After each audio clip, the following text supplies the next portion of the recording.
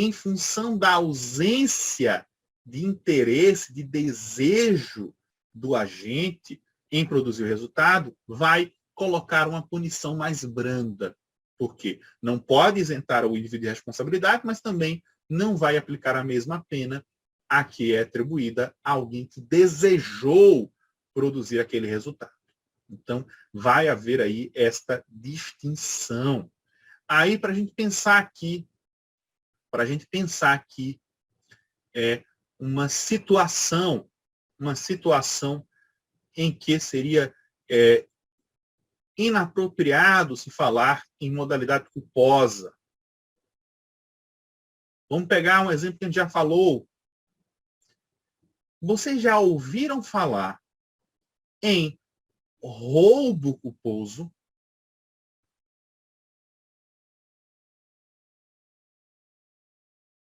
E aí, será que alguém já ouviu falar em roubo culposo?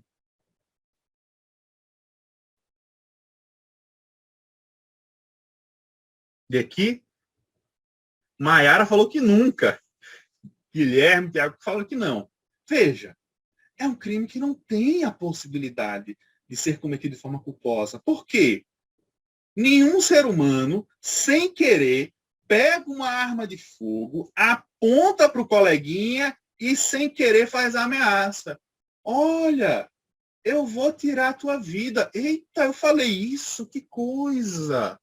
E eu peguei o celular do meu amiguinho. Nossa, eu nunca ia esperar isso. Eu apontar uma arma de fogo para alguém e proferir palavras de ameaça faria com que ela me entregasse o objeto. Eu nunca imaginei que isso acontecer. Então, opa, espera lá. Que viagem na maionese é essa? Não. O crime de roubo, ele demanda o dolo. A pessoa ameaça, agride o outro com um desejo, com uma intenção, que é obter aquele bem móvel para si. Então, quando ele subtrai coisa alheia móvel, mediante a violência ou grave ameaça, ele fez sabendo das consequências daquilo e tendo o desejo, o ânimo de se apropriar daquilo.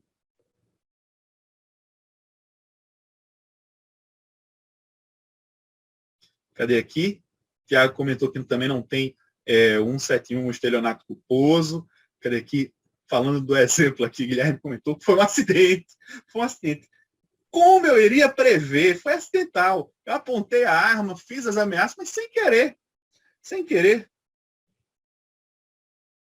Aí Maiara comentou aqui, cadê? Depois que leva o enquadro, é capaz de dizer que foi isso mesmo.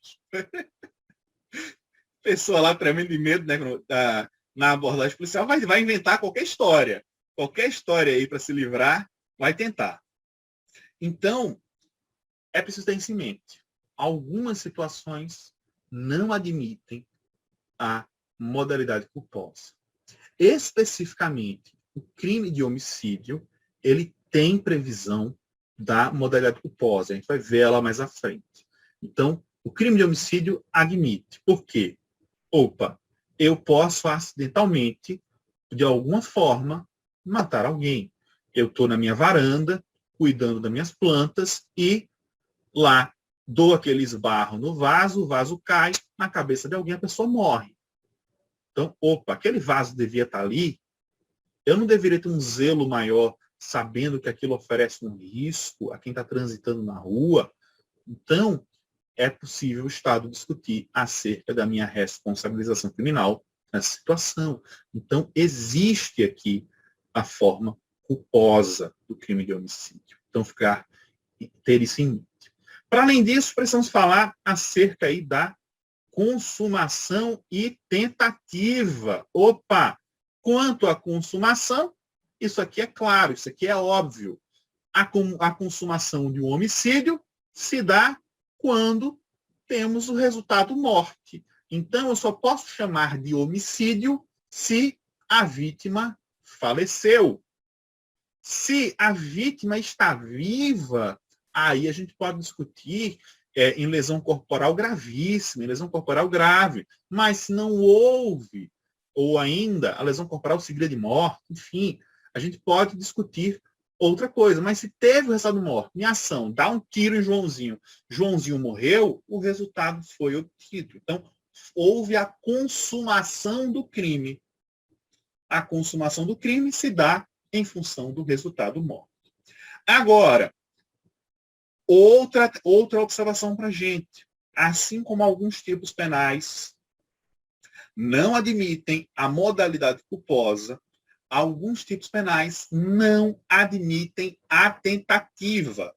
Ou a pessoa fez ou a pessoa não fez. Exemplo. Crime de ameaça. Ou a pessoa ameaçou ou a pessoa não ameaçou. Ou seja, ou a vítima se viu intimidada ou ela não se viu intimidada por aquela palavra, por aquele texto que foi emitido pelo agente. Então, quando eu chego e digo para Joãozinho, Joãozinho, o que é teu está guardado, te pego lá fora, vou acabar com tua vida. Opa, ocorreu o crime de ameaça. Agora, se eu chego para Joãozinho e digo, Joãozinho, te liga na vida, senão eu vou te obrigar a assistir os jogos de Santa Cruz na Série D. Beleza, é pesado. Mas isto vem a gerar um temor à vida, à integridade física de Joãozinho. Eu ameaçá-lo dizendo que vou obrigar ele a assistir jogos do Santa Cruz na Série D? Cadê aqui? Tiago disse que é tortura.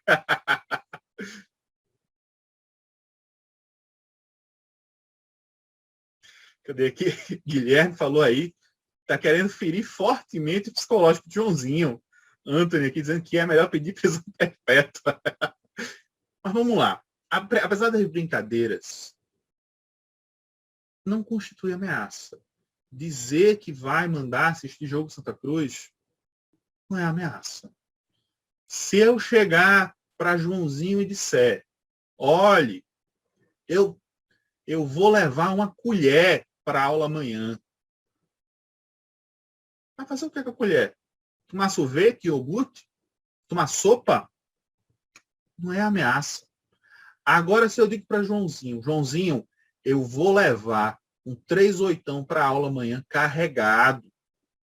E tem 3 balas guardadas para você. Opa, existe ameaça. Existe ameaça. Então, perceba, o fato de eu chegar com a historinha de jogo do Santa Cruz, de que vou levar a colher, não constitui ameaça. É meramente uma pessoa idiota falando besteira. Então, tipos penais, assim como a situação da ameaça, não admitem tentativa. Ou a pessoa, ela se sente ameaçada em seu íntimo, ou ela não se sente ameaçada. Se ela não se sente ameaçada, é meramente uma opinião idiota de quem está proferindo as palavras.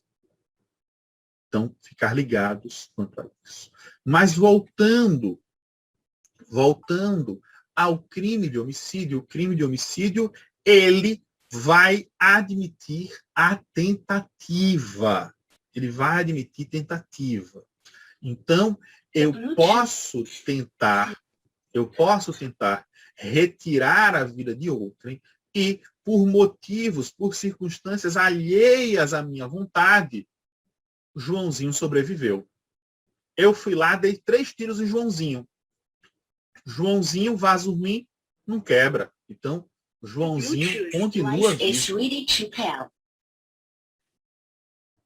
Joãozinho lá continua vivo. Então, perceba. Aqui temos a possibilidade tentativa. E quando falamos em crime tentado, o crime tentado, ele se deu por circunstância alheia à vontade do agente. Então, se eu fui encontrar Joãozinho armado, mas eu dei lá os tiros no pé de Joãozinho Quando eu escolhi dar os tiros no pé de Joãozinho, eu queria matá-lo, eu queria feri-lo. E aí? Se eu deliberadamente atirei nos pés de Joãozinho, a intenção era matar? The Bluetooth device is ready to pair. The Bluetooth device is connected successfully. A intenção em questão era ferir. Então, eu nunca assumi ali a vontade, o ânimos necandi. Eu nunca senti vontade de matar Joãozinho.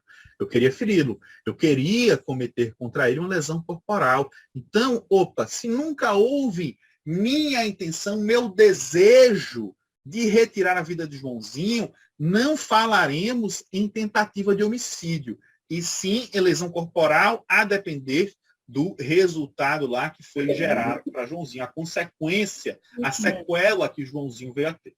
Então, isso vai mudar a gradação da lesão corporal, mas será lesão corporal. Agora, quando eu disparo a arma de fogo, mirando a cabeça e o coração de Joãozinho, eu tenho a intenção de matar. Então, configura-se crime de homicídio. Mas, apesar dos disparos em direção ao coração, Joãozinho consegue sobreviver. Ele é socorrido, fazem lá cirurgias, conseguem retirar as balas e ele sobrevive. Nesse caso, eu tinha a intenção de matar, eu tentei matar, mas por algo alheio à minha vontade, o resultado não foi obtido. Neste caso, estamos falando especificamente em tentativa de homicídio. Perceba que é importantíssima a análise do dolo. Por quê? A análise do dolo pode mudar o tipo penal.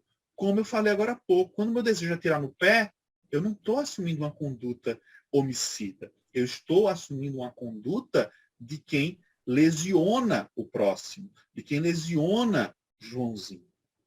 Então, é importantíssimo ter em mente o ânimos e o resultado, se ele foi obtido ou não foi obtido. E ainda, doutrinariamente, a gente vai falar aqui quanto ao crime de homicídio, a gente vai classificá-lo como crime comum, já dito mais cedo, salvo engano por Tiago. Ele é crime comum, pois pode ser praticado por qualquer pessoa, independentemente de condição aí ou qualidade especial. Ainda, vamos chamar isto de crime material, pois ele somente se consuma com a ocorrência do resultado, que é uma exigência do tipo, sendo aí o resultado empírico, natural, estão aí sujeitas à percepção do sentido. Por que esse destaque aqui a crime material? Porque existem crimes que eles ocorrem, eles se materializam ainda que eu não tenha um resultado perceptível. Situação lá dos crimes de perigo, que a gente vai ver mais à frente. Nos crimes de perigo, eu não preciso que a pessoa venha a sofrer lesões, venha a falecer para que o crime tenha se materializado, para que o crime tenha acontecido.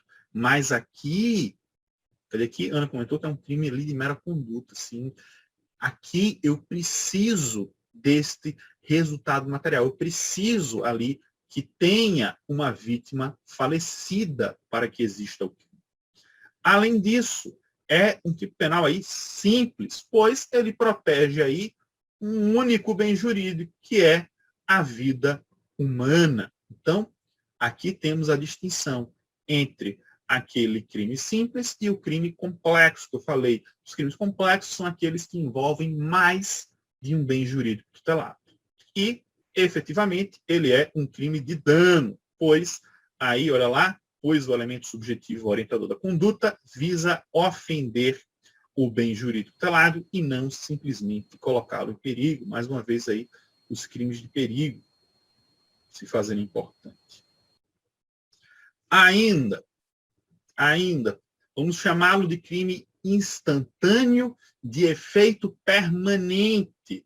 Opa, ele é instantâneo porque ele se consuma no momento ali da facada, dos disparos, enfim, ele ocorre naquele instante. E o efeito dele é permanente porque, uma vez morto, para sempre morto. Então, opa, o efeito, o resultado ali é permanente.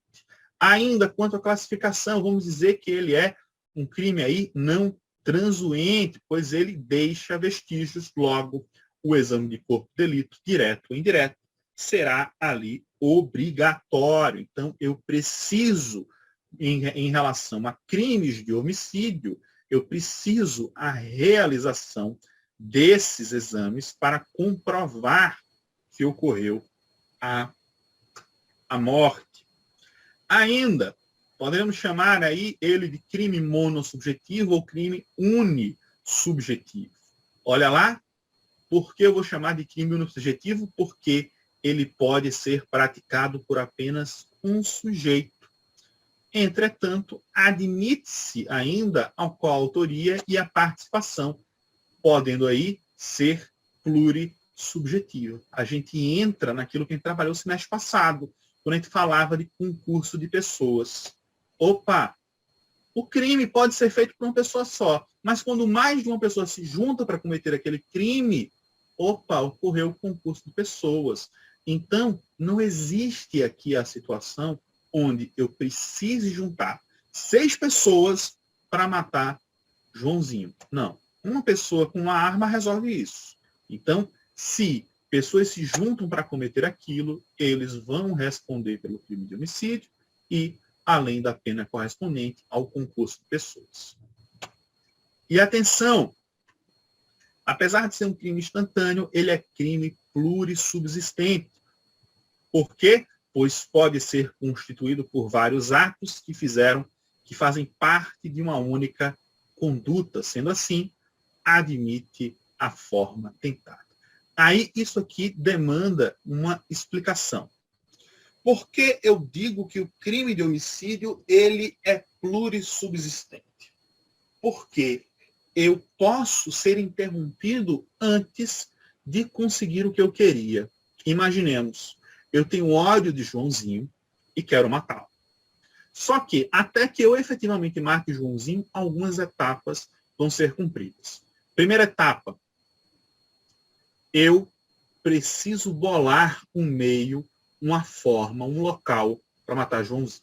Então, eu tenho uma fase aí de planejamento, uma fase preparatória. Então, eu vou ver a rotina de Joãozinho, vou ver que horas ele sai do trabalho, o caminho que ele pega para chegar em casa, tudo isso você vai levantar. Segundo ponto, eu preciso de uma arma, eu preciso obter uma arma para conseguir praticar o crime. Então, eu vou, por meios escusos, conseguir uma arma de fogo. Opa, peguei a arma de fogo.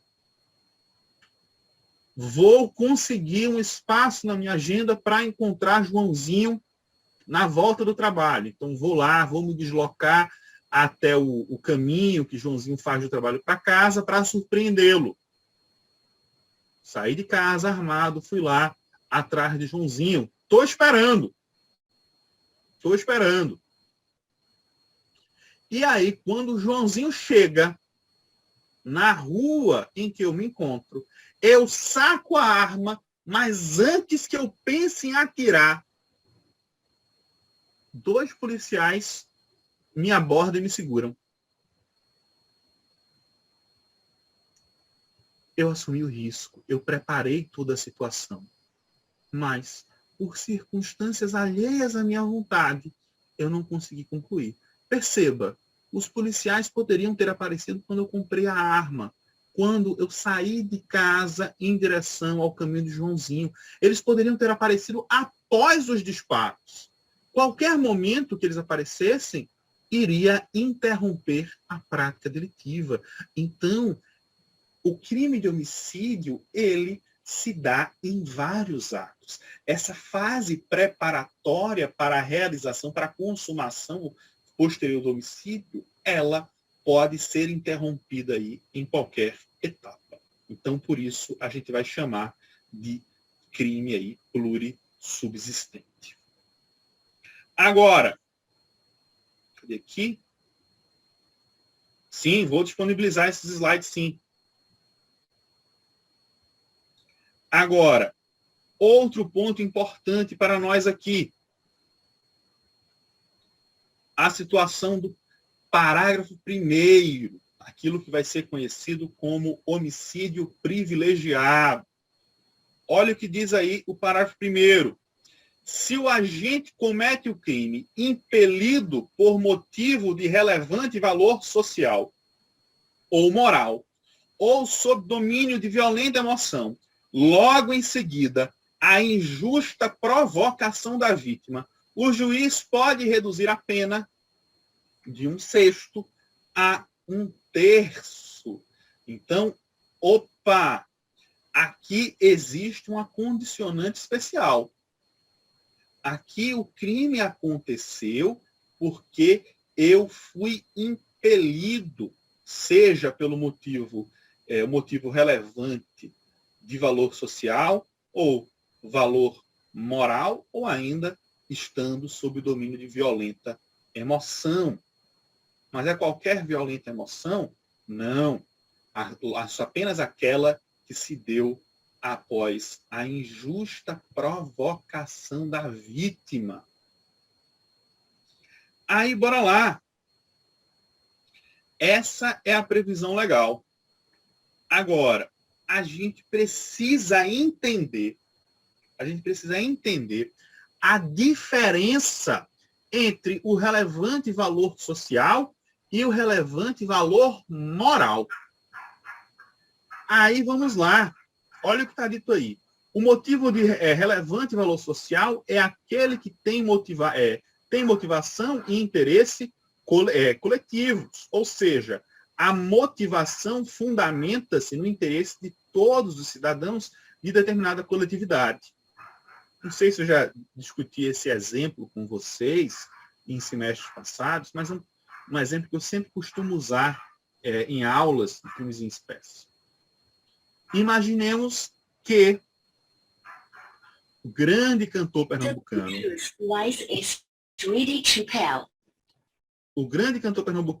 Alceu Valença, vem a ser, Deus o livre, assassinado. E se tem ciência de quem é o assassino. Veja, eu soube da situação, ouvi os disparos, vi lá o assassino com a arma em punho, Alceu Valença caindo no chão, eu vou e mato o algoz do cantor. Nessa situação aqui, a gente vai dizer que existe um relevante valor social. Por quê? A figura de Alceu Valença não tem aí uma importância apenas para mim, mas existe uma relevância, uma importância coletiva, seja para o público brasileiro em geral, mas especificamente para o povo pernambucano. Veja, para a cultura de Pernambuco, a figura de Alceu Valença é uma figura importantíssima. Ele é parte não só da cultura, mas também da história pernambucana. Ele é uma figura aí de grande destaque para nós como povo. Então, se eu vendo o algoz de Alceu Valença, me sinto desesperado para pôr fim àquele agressor maldito, eu fui impelido por um valor que é coletivo. Ou seja, o apreço que todos tínhamos pela figura lá do Alceu Valença. Perceba, a coletividade atribui significado à figura de Alceu Valença e um crime justificado por uma violação desse valor coletivo é o que a gente vai chamar de relevante valor social. Agora, diferente de Alceu Valença, cadê que está a mensagem no chat?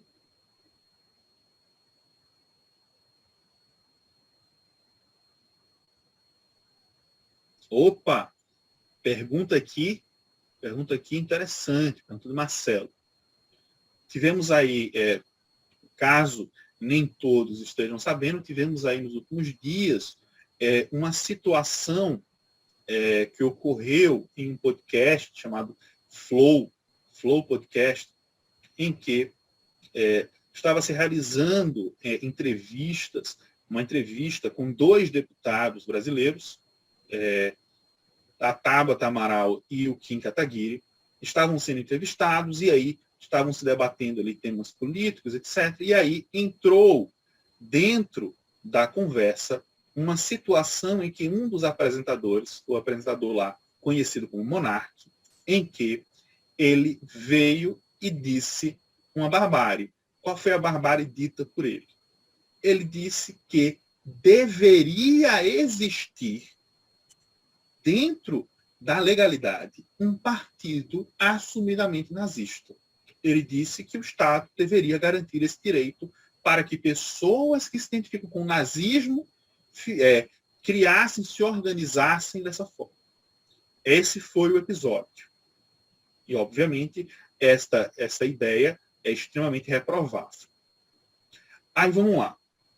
Feita a contextualização do que foi que aconteceu, caso alguém não tenha conhecimento do caso, ele proferiu a situação e aí teve consequências, ele foi retirado do podcast, patrocinadores cancelaram seus contratos, tudo isso. Mas a pergunta aqui do colega Marcelo é a seguinte: se nesse caso do Monark, ele fosse lá assumidamente, ele falou uma besteira, segundo ele próprio, ele falou que estava embriagado no momento que falou a barbárie. Mas imaginemos que, hipoteticamente, o Monark fosse lá, de fato, um incentivador do nazismo. E um membro da comunidade judaica, sabendo daquilo que os seus parentes, seus antepassados passaram durante a primeira metade do século XX, em especial na Alemanha, se revoltasse com aquilo. E aí fosse e matasse o monarca. Esse cara aqui, hipoteticamente, no exemplo aqui, é importante dizer que é para o exemplo, não estamos acusando o monarca de ser efetivamente nazista, apesar dele ter tido a fala infeliz. Mas vamos lá. No caso hipotético, se fosse a figura assumidamente nazista, defensor, incentivador do movimento, e um indivíduo impelido por aqueles horrores já vividos previamente pelo povo do qual ele faz parte, ele vai e mata. Aí, no caso em questão, Marcelo, a gente poderia enquadrar sim nesta situação aí do relevante valor moral. Valor social. Do relevante valor social. Seria sim um caso. Então, o indivíduo ele viria a ser preso. Mas, como já visto lá no parágrafo, haveria aquela redução da pena. Tranquilo? Agora perceba, quando falamos de valor social, existe esse sentimento coletivo. Agora, olha outro cenário. O de motivo relevante valor moral. Olha o que está dito, é aquele que, embora importante, é considerado aí levando-se em conta os interesses do agente. Então, imaginemos, eu desde minha infância moro no bairro de Boa Viagem e sempre eu e minha família frequentamos a mesma padaria, a padaria de Seu Zé. Seu Zé é uma pessoa muito querida da família, inclusive comparecendo a aniversários, festas de fim de ano, é uma pessoa que faz parte do nosso círculo de amizades. E aí, determinado dia, eu chego na padaria do Seu Zé e vejo o Seu Zé sendo covardemente assassinado.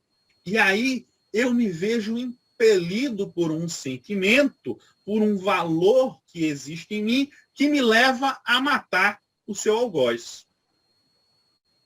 Opa! A relação que eu tenho para com o Seu Zé é a mesma relação que o povo pernambucano tem? Pelo que eu imagino, ninguém aqui conhece seu Zé, além de mim. Ninguém conhece seu Zé, tampouco tem afeição à figura de seu Zé. Mas existe genuinamente em mim um apreço para com a figura de seu Zé. E aí, perceba, o que me levou a matar o algoz dele foi um motivo relevante, mas é relevante para mim. Então, quando não há esse sentimento de coletividade, mas há um sentimento individual, aí a gente vai colocar como o relevante valor moral. Então, essa é a distinção.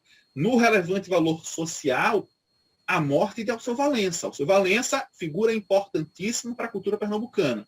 Então, um pernambucano, qualquer pernambucano que fosse, se sentiria extremamente lesado ao ver o cantor ser ali agredido, ter sua vida ceifada. Quanto a seu Zé, esse sentimento viria para mim, que o conheço efetivamente, que tenho proximidade para com ele. Então, essa é a grande distinção. É a relevância coletiva e a relevância individual que pode estar ali atrelada à motivação do crime. Agora, tem a terceira situação prevista no parágrafo 1º, que é lá, sob o domínio da violenta emoção, logo em seguida, a injusta provocação da vítima.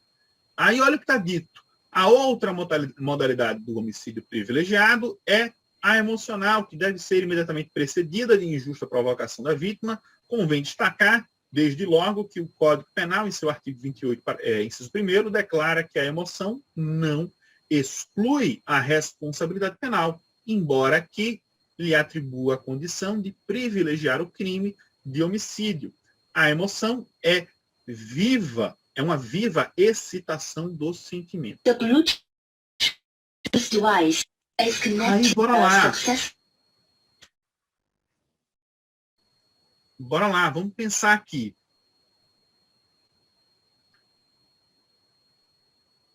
Imaginemos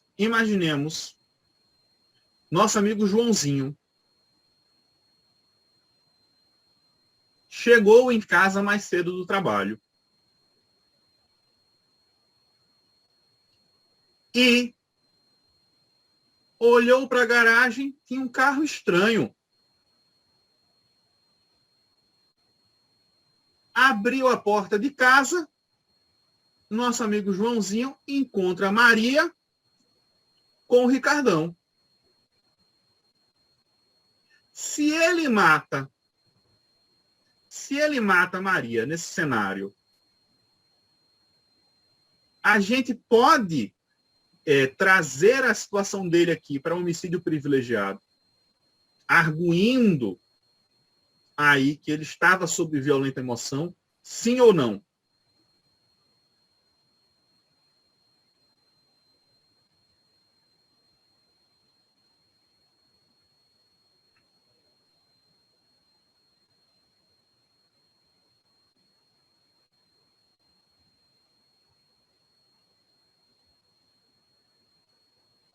Ana, o seguinte, ele entrou em casa e viu. Ao ver Maria com o amante, ele imediatamente puxou a pistola e disparou. Ele viu a cena, atirou.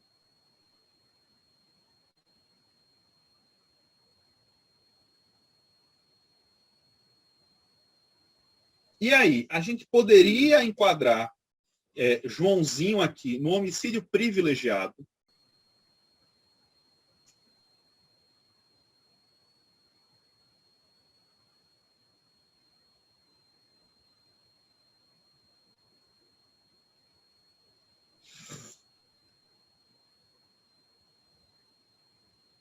E aí, tem um pessoal dividido. E aí?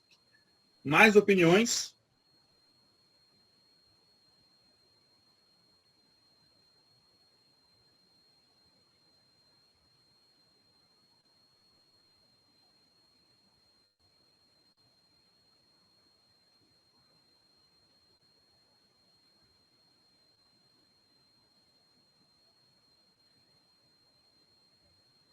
Eita, Tiago aqui já levantou uma situação aí.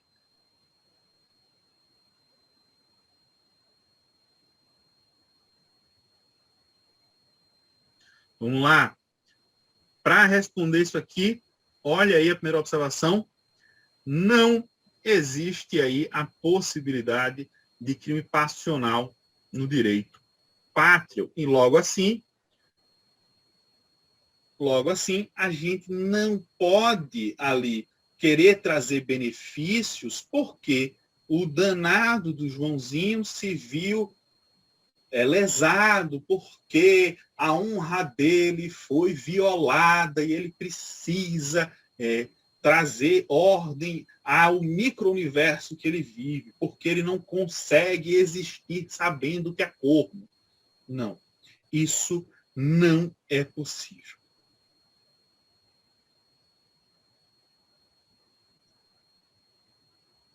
Cadê aqui? Tiago disse aqui. Tiago falou aqui que se tivesse encontrado Mévio e Tício, aí o negócio ficava bravo. Vamos lá. Na situação aqui em específica,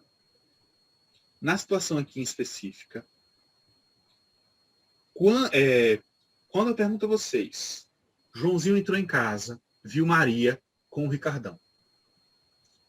Apesar dele estar ali abismado, etc., não houve a injusta provocação da vítima. Por quê? Maria não tinha a expectativa de que Joãozinho voltasse para casa naquele horário. Não houve intenção dela de que ele presenciasse aquilo. A gente pode dizer que a traição é moralmente reprovável e tal. Beleza, isso a gente pode arguir. Mas, em momento algum, houve uma provocação por parte dela. Veja, ele chegou, viu e atirou. Aí, como já bem colocou aqui o colega Tiago Felipe, seria uma situação de homicídio qualificado por motivo torpe. Ou seja, quando o Joãozinho decide matar para lavar a sua honra, é um motivo torpe. É um motivo repugnante. O cara quer lavar de sua memória a ideia de que ele foi corno, tirando a vida de alguém.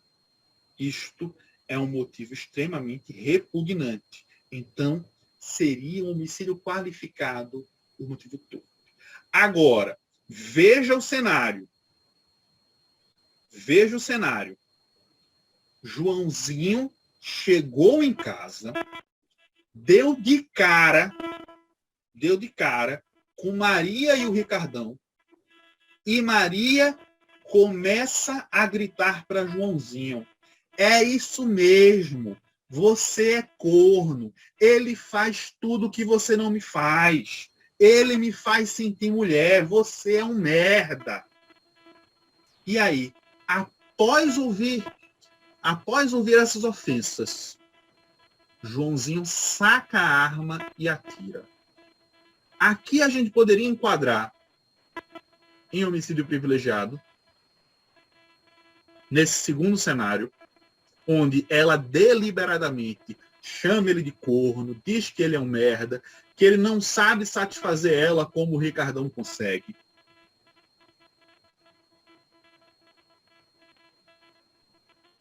Aí os colegas estão sendo unânimes. É sim, nesse caso sim, porque perceba, não basta a violenta emoção. Obviamente, qualquer pessoa que visse seu companheiro ou companheira lhe traindo, estaria sob violenta emoção. Mas a privilegiadora em questão do parágrafo 1º demanda a violenta emoção e a injusta provocação da vítima. Logo após a injusta provocação da vítima. Então, quando ela ofende Joãozinho, aí ela criou a injusta provocação. Aí sim, ele responderia pelo homicídio privilegiado. Tranquilo? Então, essa é a grande distinção. Se não houve a injusta provocação, houve apenas a violenta emoção. E o cara pensou, eu fui traído, eu tenho que matar alguém, é repugnante. Então, é homicídio qualificado pelo motivo torpe. Então, ter aí isto em mente.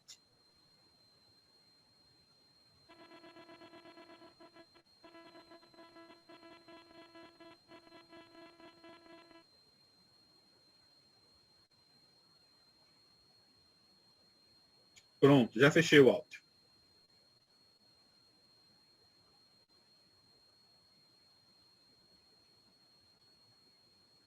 E aqui teve uma pergunta de Marília. Se poderia aí o Joãozinho, no caso, se valer de duas privilegiadoras. Vamos lá. A incidência é de uma única privilegiadora. É a do parágrafo 1º. Agora, perceba, o juiz verificando o que aconteceu, aí ele pode decidir se aplica uma redução maior ou menor da fração. Lembremos, essa redução aqui, essa causa de diminuição de pena, ela entra na terceira fase da dosimetria da pena. Então, olha o que o juiz pode fazer. O juiz fixa a pena base no mínimo legal, ou próximo ao mínimo legal, vai na segunda fase da dosimetria, verificar se existem ali situações que vão gerar atenuantes ou agravantes, e na terceira fase ele reconhece aqui a diminuição da pena, a minorante. Então, ele pode pegar aquela pena no mínimo legal e jogar para baixo do mínimo legal em função aí, tá? Da situação.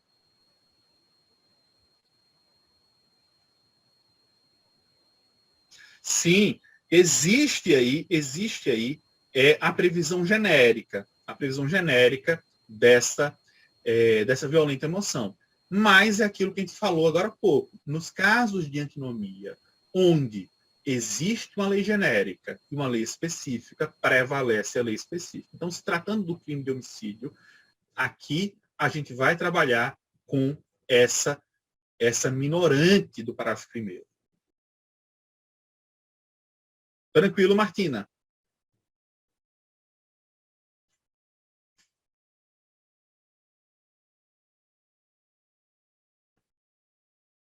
E aí, para a gente fechar aqui, vamos verificar aí as duas observações.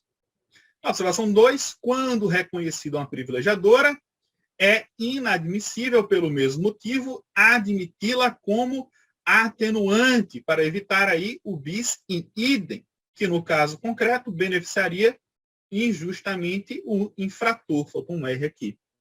Justamente entrando nesse ponto levantado aí por Martina.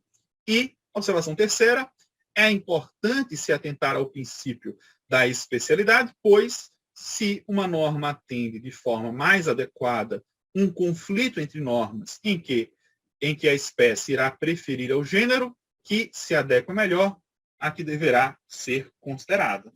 A norma penal especial contém elementos típicos de norma geral e elementos especiais, justamente trazendo aí, respondendo aí esse ponto levantado agora há pouco. Pergunto a vocês, dúvidas?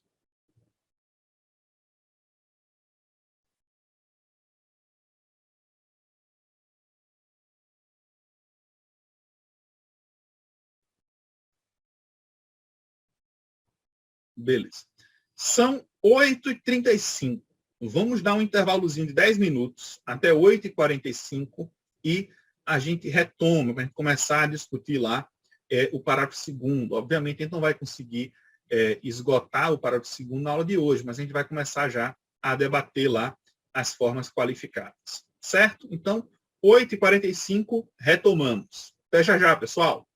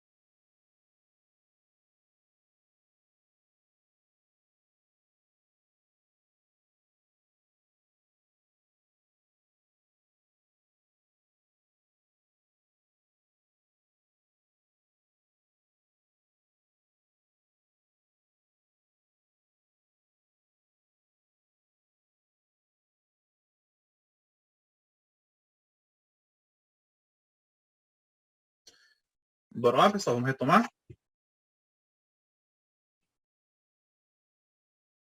Estão me vendo? Estão me ouvindo aí?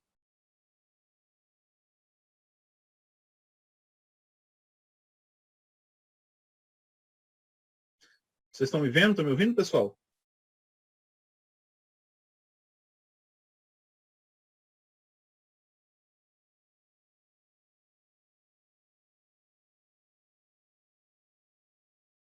Ok, ok.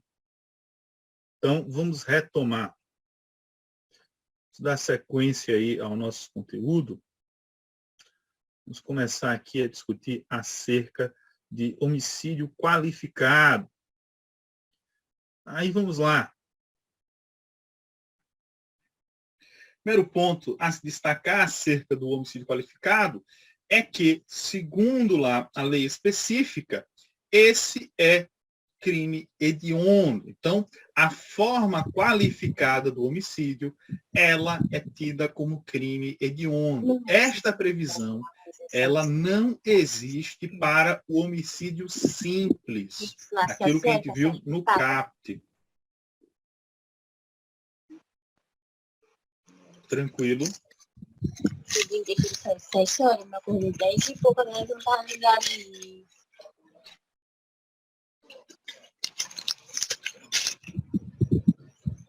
Espera aí, só um minuto, acho que tem o microfone aberto.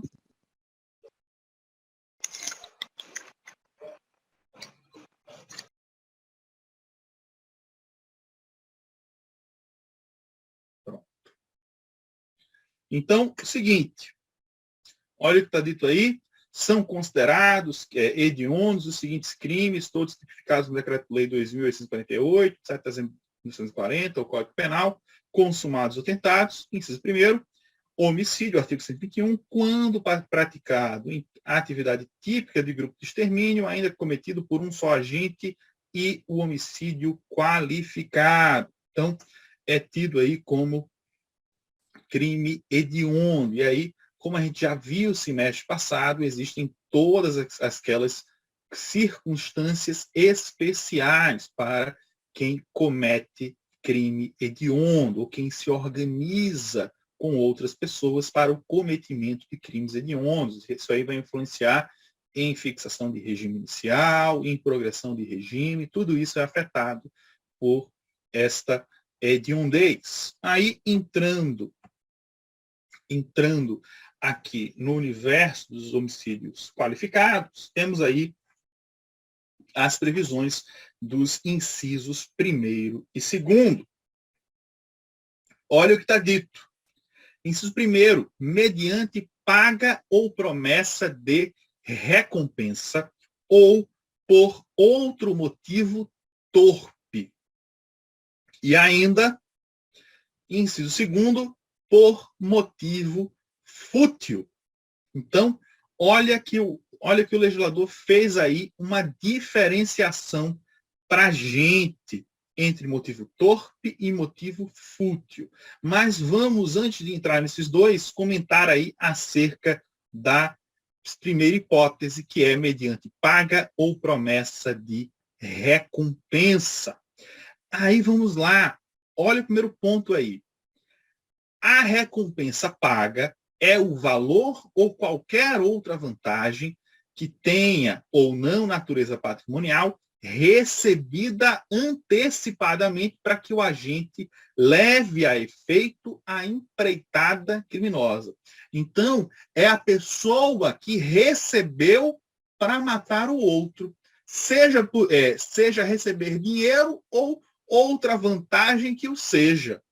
Então, sei lá, imaginemos lá naqueles cenários que a gente tinha no interior do Nordeste, até pouco tempo atrás, em que, olha, mata meu inimigo fulano de tal e eu te prometo a mão da minha filha em casamento. Então, opa, ele vai lá, o coronel, e entrega a filha em casamento para o matador. Opa, ocorreu o pagamento de recompensa para o cara ir lá e matar o inimigo.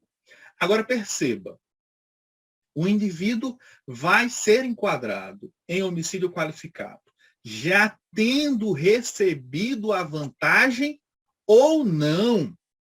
Porque, além da paga recompensa, existe a previsão da promessa de recompensa. Então, aqui o indivíduo vai receber depois que concretizar o homicídio. Então, olha o que está dito aí. A promessa de recompensa, como a própria expressão demonstra, o agente não recebe antecipadamente, mas sim existe uma promessa de pagamento futuro. Então, eu vou matar Joãozinho esperando receber lá, sei lá quantos R$ 1.000 depois. Então, eu estou na expectativa. Agora, vê o BO. Eu fui, matei Joãozinho e levei o Cheixo. O cara que me contratou para pagar Joãozinho sumiu do mapa.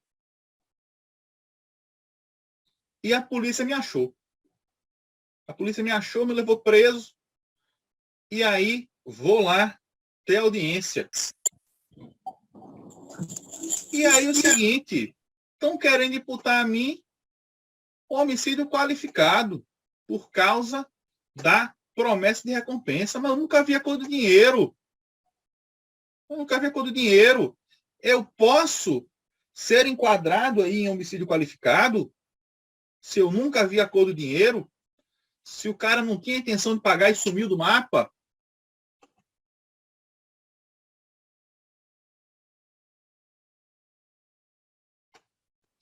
Daqui, Ana comentou aí que sim, pois havia a promessa. O que me tirou da minha zona de conforto, me fez procurar Joãozinho, que eu nem sabia quem era, e desejar matá-lo, foi a vantagem financeira. Então, essa motivação reprovável é que me levou a ceifar a vida de Joãozinho. Então, perceba,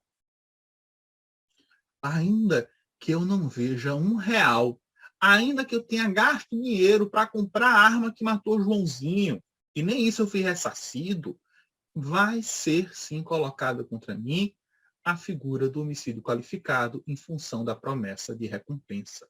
Então, vai lá o juiz, na hora de estabelecer a minha condenação, a apresentar o artigo 121, parágrafo 2º, inciso 1º, como fundamento aí da minha condenação. Então, o fato de eu não receber não exclui essa figura qualificada. Então, ficar ligados quanto a isso. E ainda, olha a observação aí no slide. Respondem pelo crime qualificado o que praticou a conduta e o que pagou ou prometeu a recompensa. Então, os dois respondem pelo homicídio qualificado.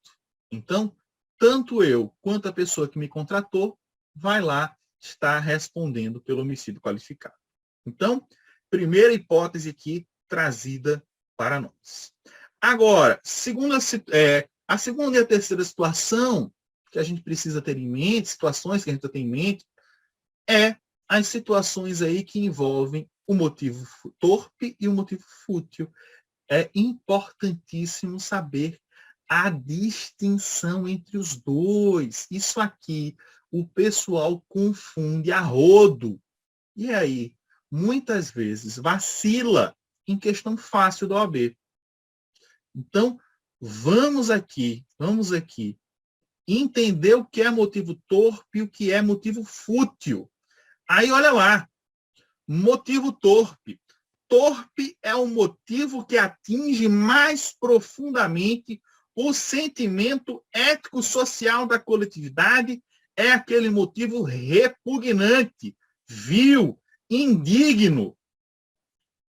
Então, tudo aquilo que em nós desperta aquela sensação de asco é motivo torpe. Então, quando a gente falou mais cedo, Joãozinho chegou em casa, viu Maria na cama com o Ricardão e prontamente puxou a arma e matou. Ele fez aquilo porque queria lavar sua honra. E ele acha que o sangue vai fazer ele deixar de ser corno.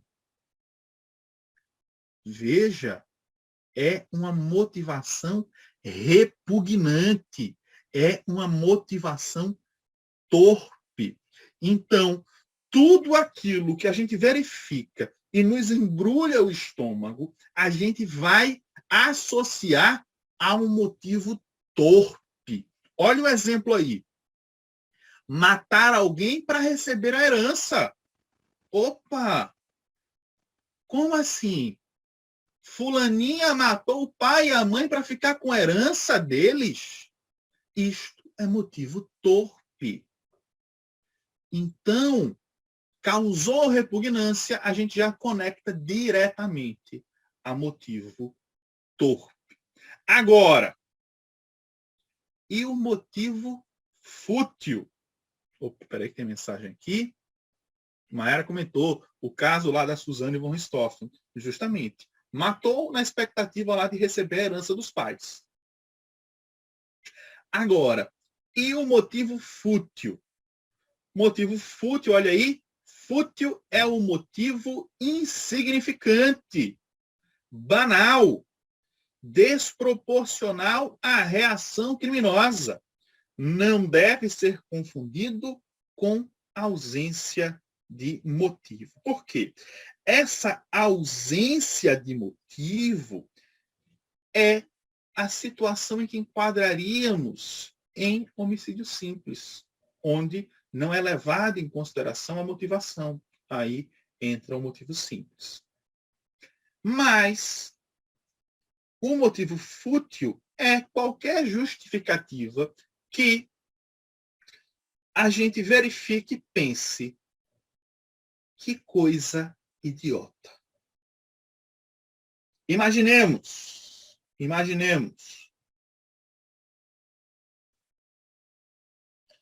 Eu e Joãozinho somos amigos e a gente vai para o bar beber. Estamos lá bebendo, conversa vai, conversa vem, a gente gosta muito de futebol. E aí, Joãozinho vem com a história, vem com um papo de que Pipico, o atacante Pipico, aquele atacante que nunca ganhou um título na vida, é maior que Alessandro Bete Rosa. Alessandro Bete Rosa, para quem não conhece, é um tal de magrão. E aí ele vem com um papo que Pipico é maior que magrão. Eu, irado com a asneira que Joãozinho falou, puxei a arma e atirei. Espera aí. O professor Tiago matou o Joãozinho por causa de jogador de futebol? Isso é um motivo idiota?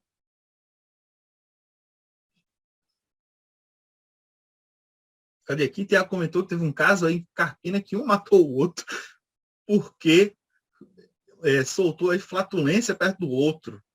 Misericórdia. Olha, para o cara ter matado, deve ter sido aí uma bomba nuclear que o cara soltou.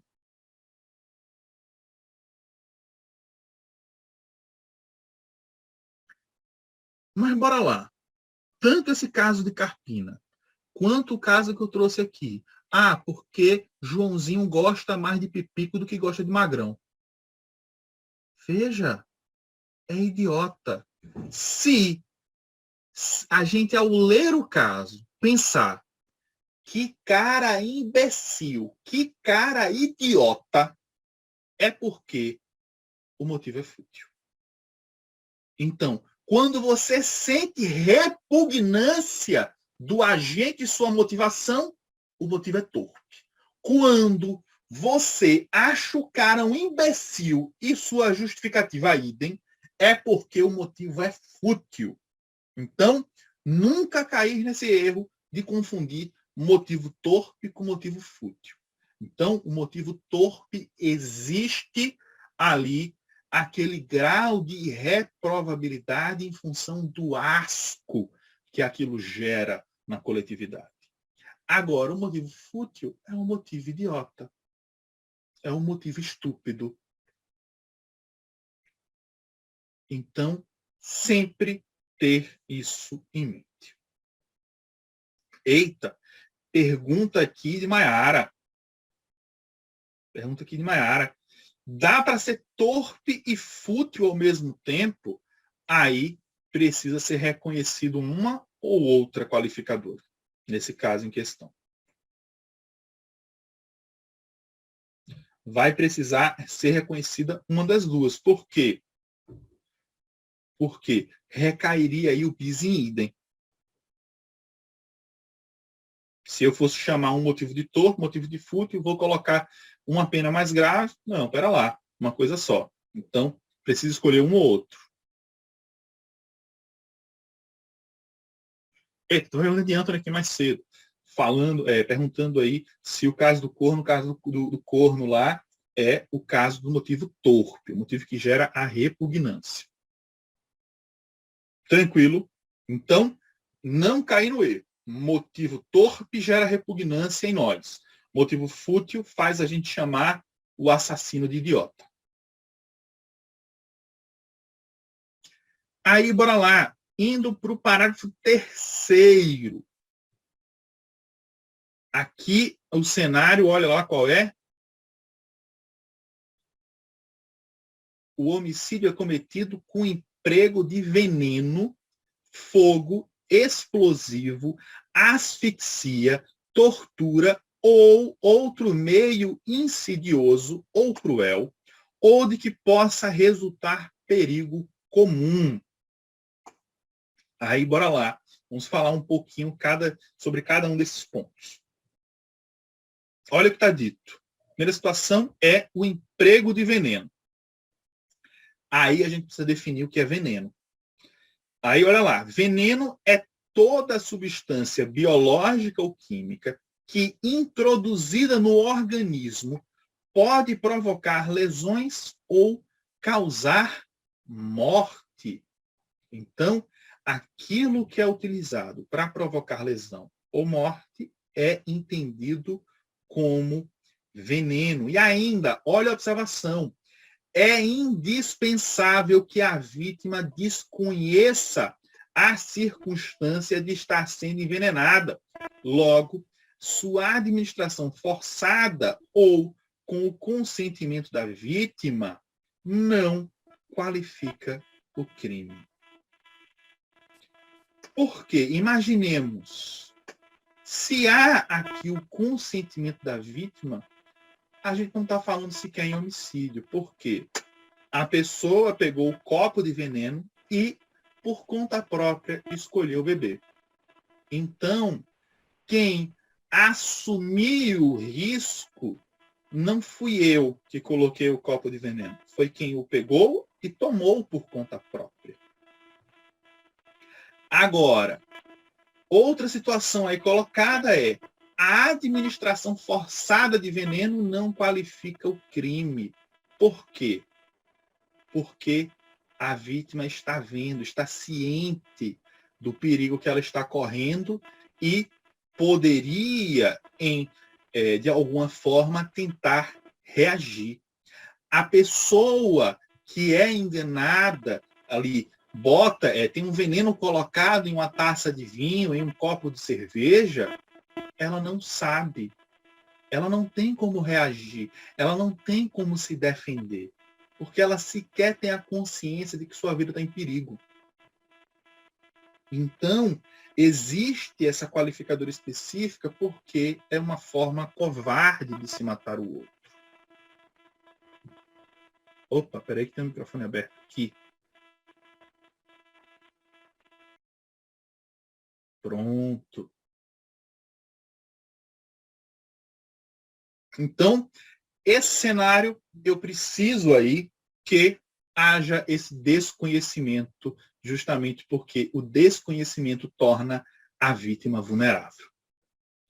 A segunda situação trazida lá no inciso 3º é, cadê aqui? O emprego de fogo ou explosivo.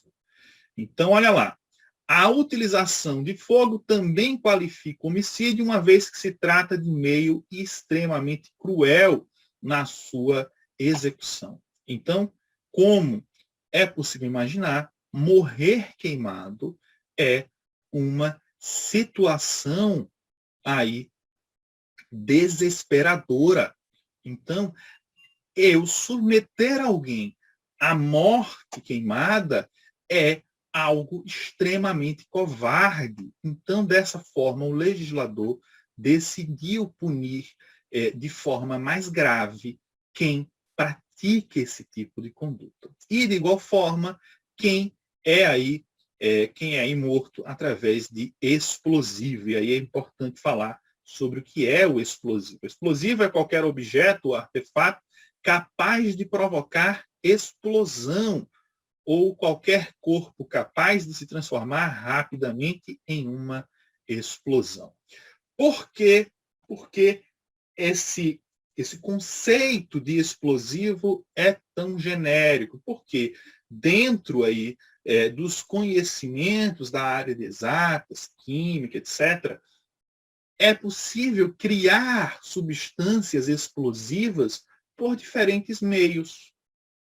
Então, a combinação de produtos químicos distintos pode causar explosão. Não precisa ser necessariamente aquela granada feita por uma empresa de armas XYZ, não.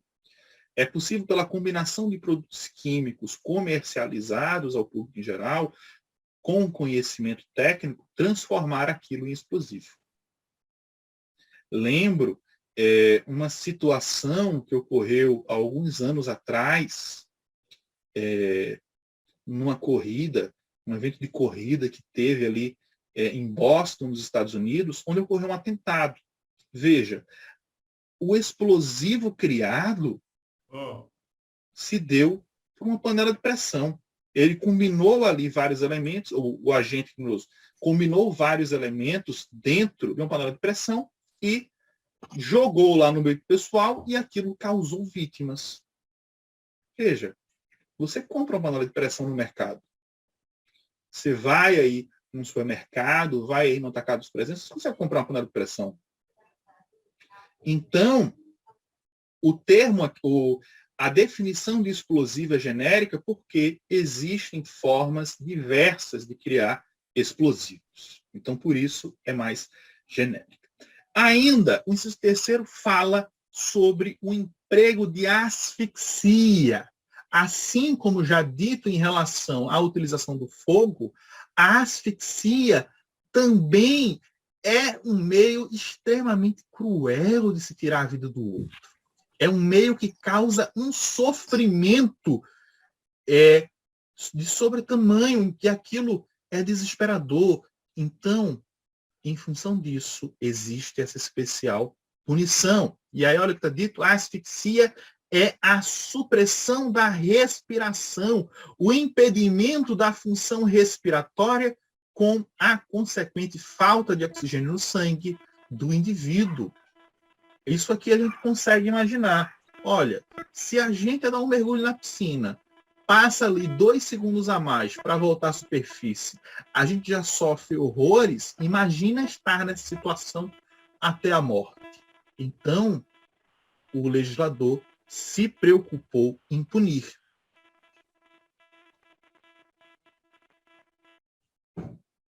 O legislador se preocupou em punir esse tipo de situação.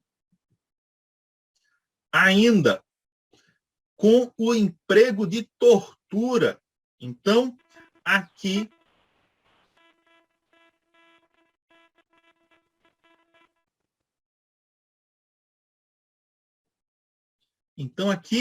com o emprego de tortura, olha lá, se ao torturar alguém, o sujeito ativo agir com ânimos necandi, deverá responder pelo crime de homicídio qualificado pela tortura. Olha a atenção para a gente aqui. Existe um crime de tortura em específico. Agora, essa legislação própria em relação à tortura, ela não vai se aplicar se a tortura ela é realizada com esta vontade, esse desejo de matar. Então, se eu já sabia que eu queria matar aquela vítima, e aí eu quis fazê-la sofrer até as últimas consequências, aí sai da lei de tortura, entra aqui no artigo 121. Então, ficar ligados quanto a isso. Aí, olha o segundo ponto. Se o resultado da morte é préter-doloso, ou seja, está para além daquele dolo que eu havia assumido, aí a gente entra na figura capitulada lá na Lei 9.455, que vai aí configurar uma nova modalidade, que aí seria a tortura seguida de morte. Então, o seguinte, uma tortura com resultado morte. Então, o seguinte, se vai ser o artigo 121, inciso 3º, vai depender da vontade do agente. Então, se já havia desde o início a vontade de matar a vítima, é artigo 121, parágrafo 3º. Parágrafo 2º, inciso 3º. Mas, se não havia esta intenção pré-existente, o resultado foi para além do que era desejado, aí permanece lá na lei específica. Então, ficar aí atentos quanto a isso.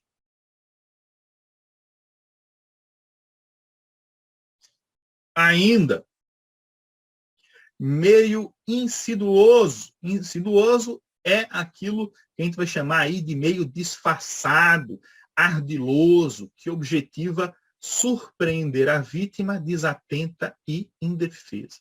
Então, todo e qualquer meio ali que eu me utilize para pegar a vítima em vulnerabilidade é o que a gente vai chamar de meio insiduoso. Então, sempre que eu estiver ali armando a situação para que ela esteja desprotegida, eu chamo isso de meio insiduoso. E ainda de forma genérica, foi adicionado aqui aquilo que é chamado de meio cruel. Ou seja, meio cruel é aquele que causa sofrimento excessivo, desnecessário à vítima enquanto viva, obviamente, pois a crueldade praticada após sua morte não qualifica o delito.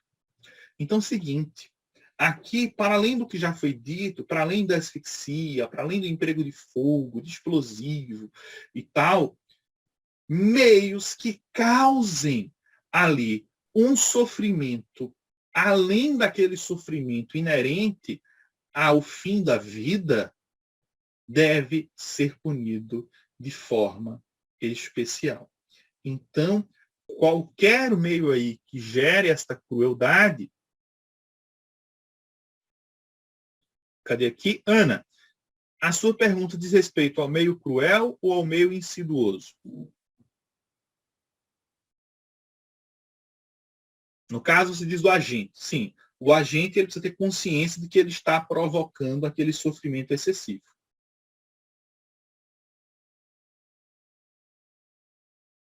Pergunta de Guilherme aqui, ó. Então, o emprego de fogo também poderia entrar no meio cruel? Vamos lá. A gente não vai chamar especificamente de meio cruel, porque esse meio cruel é uma terminologia genérica. E aí ele está abraçando outras situações que poderiam gerar o sofrimento excessivo. Mas quando eu falo do emprego do fogo, já é específico. O inciso 3º está sendo específico, porque ele já sabe que aquilo gera o sofrimento excessivo. Então, ele foi específico ao falar de asfixia, ao falar de fogo, e foi genérico para abraçar outras situações que não foram anteriormente descritas dentro do tipo penal. Tranquilo? E aí, ainda, atenção, meio que possa resultar em perigo comum. Então, eu quero matar Joãozinho, mas A minha ação para matar Joãozinho é derrubar o prédio que ele mora. Quando eu derrubo o prédio que Joãozinho mora, eu não estou colocando em risco apenas a vida de Joãozinho, não. Todos os vizinhos, todos os funcionários do prédio, todos os visitantes daquele prédio também podem morrer ou correr risco de morte. Então, é o que a gente vai chamar de perigo comum, ou seja, aquela minha ação para matar Joãozinho, ela pode ter por consequência um número indeterminado de pessoas, porque eu não previ quantas pessoas estavam dentro daquele prédio, quantos frequentavam, aqueles que excepcionalmente apareceram lá no dia e horas erradas. Então, aqui eu estou falando de um risco à coletividade. E perceba, eu nem preciso que hajam outras vítimas. O mero fato de colocar outras pessoas em perigo já está aqui caracterizado como meio que resulte perigo comum. Agora, atenção, eu vou responder especificamente pelo homicídio de Joãozinho, mas a pena ela está sendo aumentada, ela está sendo criado um novo lapso, um novo mínimo e máximo legal por causa desta situação.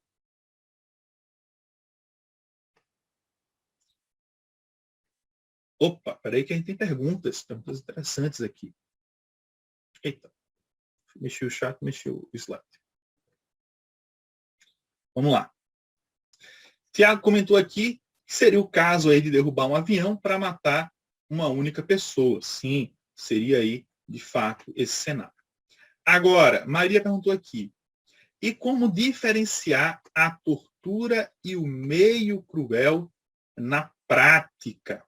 Aí vamos lá. Para poder fazer essa diferenciação, a gente precisaria parar e ler a lei específica, porque lá tem a definição do que é tortura.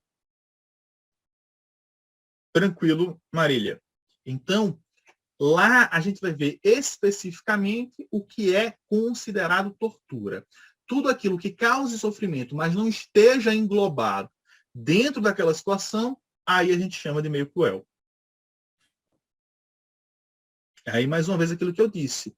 Quando a gente fala de meio cruel, aqui no inciso 3º, é uma terminologia genérica para alcançar o maior número de situações possível. Tranquilo? Temos dúvidas?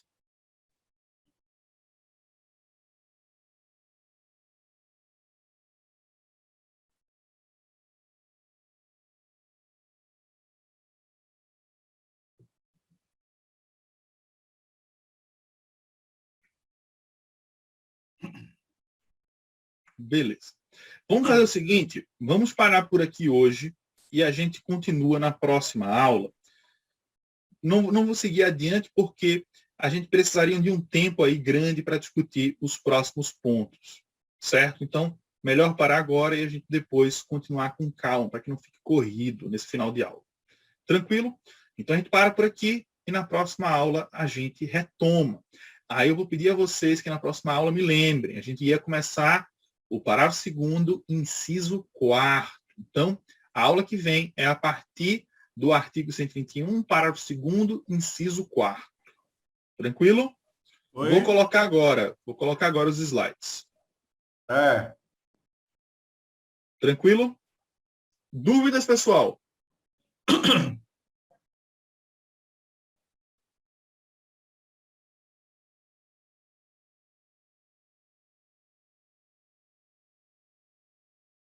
Beleza. Então, não tendo dúvidas, cadê aqui a pergunta de Laura? Laura perguntou aqui se a aula que vem é presencial já. A expectativa é de que sim, é que seja já presencial. Então, tem aí a intenção que a gente já retome na presencialidade. Tranquilo?